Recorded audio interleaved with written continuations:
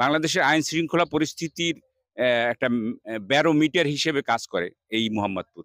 মোহাম্মদপুরের আইন শৃঙ্খলা যদি অবনতি হয়, তাহলে ধরে নেওয়া হয় সারা বাংলাদেশে এই আইন শৃঙ্খলার অবনতি। মোহাম্মদপুর যদি শান্ত থাকে, তাহলে গোটা বাংলাদেশকে ধরে নেওয়া হয় বাংলাদেশ শান্ত অবস্থান।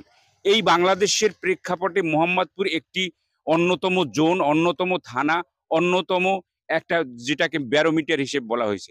এই মোহাম্মদপুর থানা, এই এই থানায় কিভাবে এই আইন শৃঙ্খলা পরিস্থিতি এবং শান্তি শৃঙ্খলায় এবং বাংলাদেশের অন্যতম এই স্থানটিকে এনসিপির নেতৃবৃন্দ কিভাবে তারা পদক্ষেপ গ্রহণ করবেন এ বিষয়ে আমরা একটু শুনতে চাইব প্রধান সমন্বয়কের কাছে এবং সাথে যারা রয়েছেন।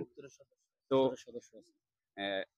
এখন আমি আমার যে প্রশ্নটি রেখেছিলাম যে মোহাম্মদপুর এই থানাকে আপনারা কিভাবে আপনাদের নেতৃত্বে এই মোহাম্মদপুর থানার ছিনতাই, মোহাম্মদপুর থানার হত্যাকাণ্ড, এভাবে জঘন্য জঘন্য কাজ কার্যক্রম, এর বিষয়ে আপনাদের কি পদক্ষেপ থাকবে?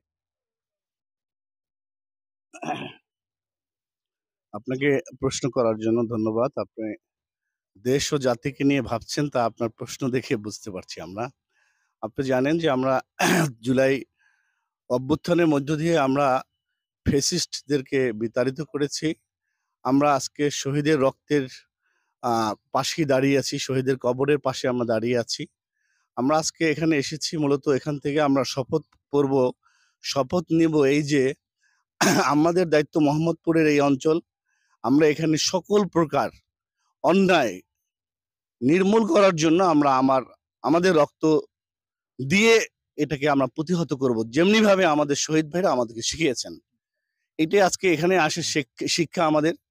প্রাথমিক পর্যায়ে আমরা মহল্লায় মহল্লায় কমিটি করব, যে কমিটি এই ছিনতাই চাঁদাবাজি দূর করার জন্য মানুষের ভিতরে সচেতনতা তৈরি করবে। আসলে দেখা যায় যে অনেক সময় সামান্য কিছুর অভাবের কারণে একটা ছেলে এই বিপদে চলে গেছে। আমরা প্রথমেই কোনো পানিশমেন্ট হোক এটা চাই না, বা পানিশমেন্ট দিতেও চাই না। আমরা চাইবো যে তাদেরকে বুঝানোর মধ্য দিয়ে তাদেরকে আমরা তাদের এই চিন্তা থেকে এই খারাপ কাজটাকে দূর করার কি পদ্ধতি আছে, তারপরে যদি আইনের সহযোগিতা লাগে তাহলে আমরা আইনিভাবে তাদেরকে মোকাবেলা করব। এতে আমরা সকলেই ঐক্যবদ্ধ হয়েছি এবং রক্ত দিয়ে আমরা এটা প্রতিহত করবো ইনশাআল্লাহ।